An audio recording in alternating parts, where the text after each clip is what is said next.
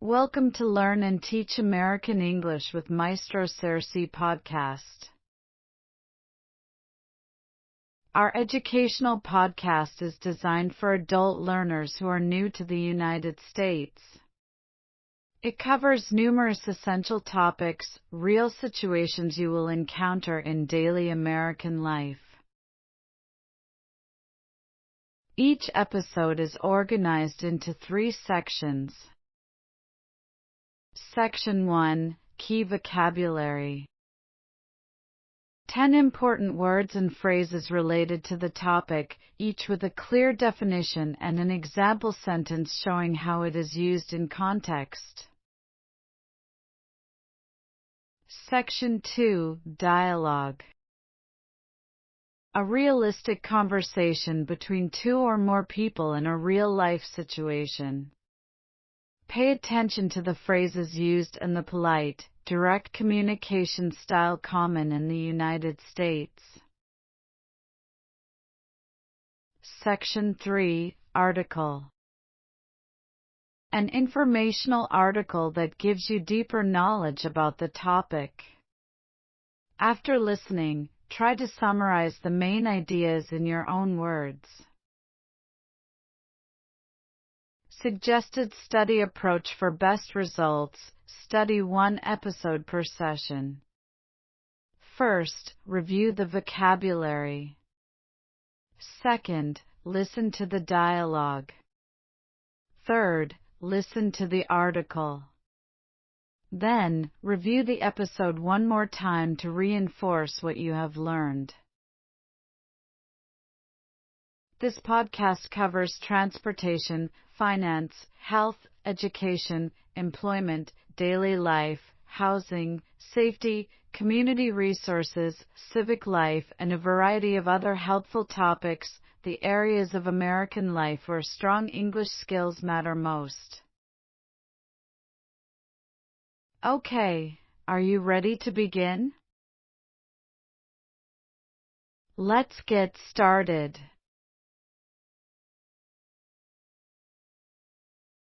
Enrolling children in public school. Registration, ELL assessment, free meals, and parent-teacher communication. Section 1. Key vocabulary. Study these 10 words and phrases. They will help you in this situation. 1. Enrollment. The official process of registering a child to attend a school. Example. Enrollment usually requires a birth certificate, immunization records, and proof of address. 2. Immunization records. Documents showing which vaccines a child has received. Example. The school required immunization records before my daughter could start class. 3. ESL/ELL. English as a second language/English language learner. Special language support for students who are learning English. Example. My son was placed in an ELL program to help him learn English faster. 4.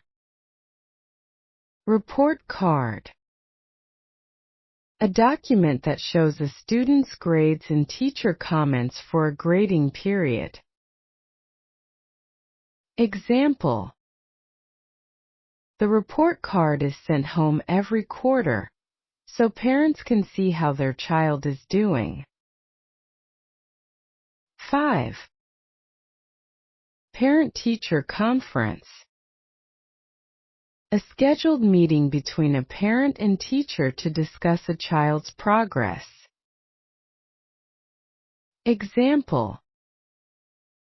I have a parent-teacher conference on Thursday to talk about my daughter's reading skills. 6.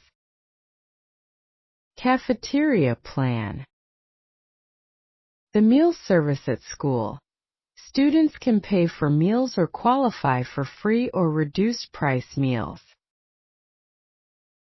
Example: we applied for the free lunch program through the cafeteria plan office. 7. Truancy. When a student is absent from school without a valid reason, this can have legal consequences. Example: the school sent a letter warning that too many unexcused absences could lead to a truancy investigation. 8. Proof of address. A document showing where a family lives, which determines which school a child attends. Example: I used our lease as proof of address during the school enrollment process. 9. IEP, Individualized Education Program. A special plan for students who need extra academic or support services. Example: my son has an IEP that gives him extra time on tests and help from a reading specialist. 10. Transcript. An official record of a student's academic history, including grades and courses taken. Example: we brought my daughter's school transcript from her previous school when we enrolled her.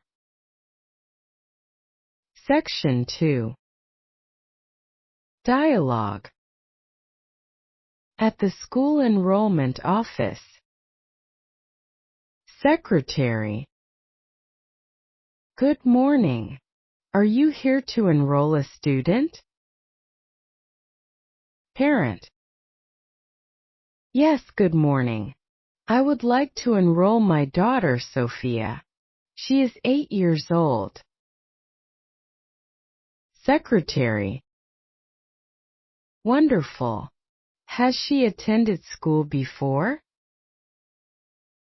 Parent: yes, she went to school in our home country for 2 years. I brought her transcripts.